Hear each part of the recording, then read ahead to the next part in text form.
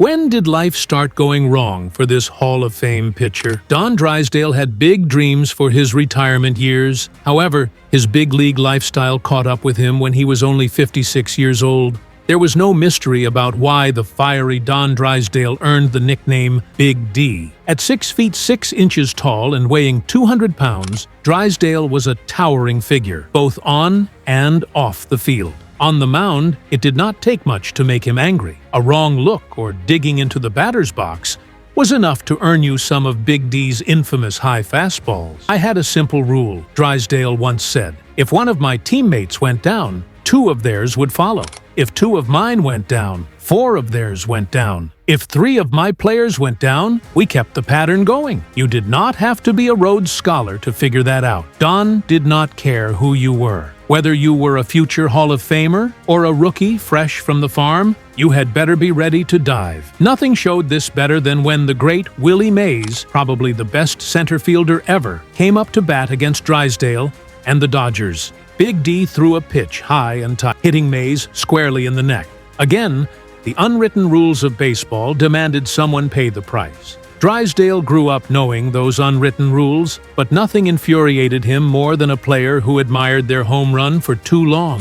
If you dared to stand and watch your ball fly out of the park, you could expect a fastball at your head the next time you came up. Maybe even the time after that, too. Drysdale's fiery temper was not limited to baseball. Even though many described him as one of the nicest men most of the time, it was that rare 1% of anger that people feared. Don was a very private man, as private as someone could be while being one of the most recognizable sports figures in Los Angeles, a city where spotting celebrities was part of daily life. The constant attention from fans, though usually appreciated, sometimes became overwhelming. One night in 1978, an encounter with a fan crossed the line. Drysdale, retired nearly a decade, was dining with his agent at the historic Musso and Frank Grill, a place soaked in old Hollywood charm. While eating appetizers, Don noticed a woman at the bar who would not stop staring at him. Being recognized in public was common, but something about her seemed off. Don soon forgot about the woman and focused on his meal. She, however, had not forgotten about him.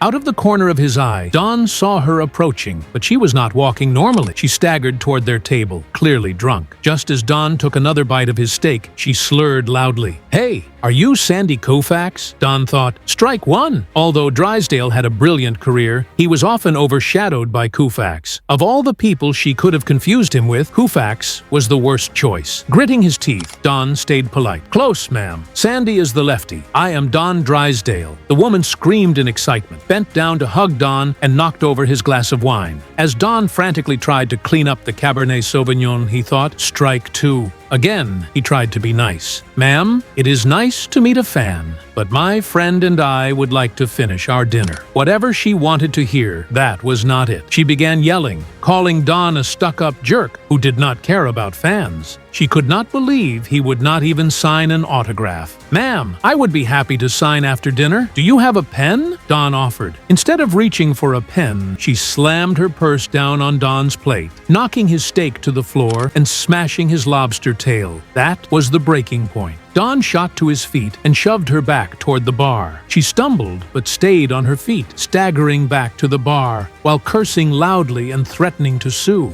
No real harm was done besides her bruised ego. Still, once the story got out, it caused a major stir. Fans and critics debated whether Don had been right or wrong. Some defended him, saying even celebrities deserve private moments without constant fan interruptions. Others condemned his behavior, calling it an abuse of his strength and responsibility as a public figure. The controversy eventually faded. Don returned to his broadcasting career. As for the woman, who knows? Maybe she ended up in Alcoholics Anonymous. What do you think? Was Don right to defend his dinner, or is that just part of the price of fame? Let us know in the comments. This was not the only time Don caused trouble during his broadcasting career. In 1979, while working for the California Angels, Drysdale had a nasty confrontation on the team plane. He loudly stated that pitcher Jim Barr, who claimed an injury, was faking it to avoid pitching in the playoffs. Naturally, Barr was furious and confronted Don. Manager Jim Fregosi got involved, and the two men had to be separated before a fight broke out. Even after Don apologized, tension between him and the team lingered. It was not long before he left for a job with ABC, calling baseball games nationally. Unlike most former athletes, Don did not do color commentary. He handled play-by-play duties instead. It was not just baseball either. During his time with ABC, Drysdale called regional football games and worked on shows like Wide World of Sports. Things were looking up. Don was just 56 and looking forward to many more years behind the microphone.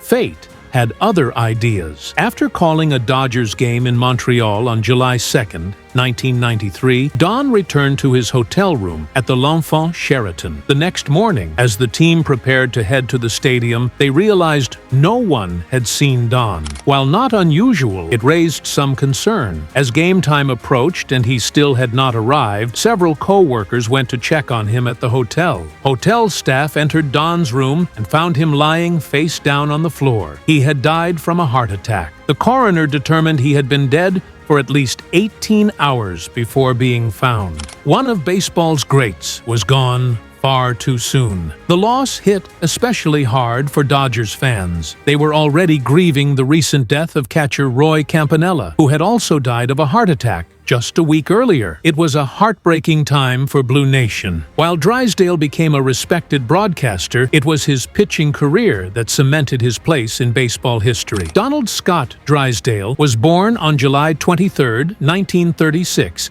in Van Nuys, California, to Scott and Vera Drysdale. His father worked as a repair supervisor for the Pacific Telephone and Telegraph Company and had played minor league baseball before settling down to raise a family. Don learned baseball from his father, playing mostly second base during his youth. It was not until his senior year of high school that he moved to the pitcher's mound. After posting a 10-1 record, the Brooklyn Dodgers signed him for a $4,000 bonus. Although still a solid hitter, Don would never play the field again. He was assigned to the Class C Bakersfield Indians of the California League, where he posted an 8-5 record and a 3.46 earned run average. Despite his aggressive pitching style, he only hit 3 batters in 112 innings, thanks to his pinpoint control. Next, he moved up to the EP Montreal Royals. He started strong at 10-2 before breaking his right hand, but kept pitching through the pain. He finished the season with an 11-11 record. Pitching with a broken hand showed just how tough players were in those days. Despite the rough finish, Don got called up to the Dodgers. They needed him badly after losing several pitchers to injury and military service. Don pitched in 25 games with 13 starts, finishing with a 5-5 record and a 2.64 ERA. He never returned to the minor leagues. In 1957, the Dodgers' final year in Brooklyn, Drysdale joined the starting rotation. He began earning his reputation as a headhunter. One famous brawl started when Drysdale hit Johnny Logan of the Milwaukee Braves. Logan later charged the mound, sparking a massive fight between the teams. The Dodgers moved to Los Angeles in 1958, but their success did not immediately follow. Drysdale went 12-13 with a 4.17 ERA. Still, over the next decade, his ERA never rose above 3.46 again, and he ended his career with a 2.95 ERA. In 1959, Don led the Dodgers in wins with 17 and led the league in strikeouts with 242. He also hit 18 batters that year. The Dodgers won the National League pennant and defeated the Chicago White Sox in the World Series. Drysdale picked up a crucial win in Game 3. The Dodgers did not return to the World Series for the next few years, but Drysdale continued dominating. In 1962, he went 25-9, led the league in wins, starts, innings pitched, and strikeouts. With Drysdale and lefty Sandy Koufax leading the way, the Dodgers won the 1963 World Series against the Yankees. Drysdale pitched a brilliant Game 3, throwing a 3-hit shutout. They slumped in 1964, but came back strong in 1965, winning another pennant. Drysdale and Koufax combined for 49 wins that season. Although Although both lost their first World Series starts against the Twins, they bounced back. Drysdale won Game 4, and Koufax shut down the Twins in Game 7, giving Don his third and final World Series title. The Dodgers won the pennant again in 1966, but were swept by the Orioles. Drysdale pitched well in Game 4, giving up just one run, but it was not enough. In 1968, Drysdale set a record with 58 2/3 consecutive scoreless innings. That record stood until 1988, when Dodgers pitcher Orel Hershiser broke it. Hershiser asked to be taken out of the game to honor Drysdale's record, but coach Tommy Lasorda convinced him to stay in. Drysdale joked later, "If I had been there, I would have kicked him in the rear myself."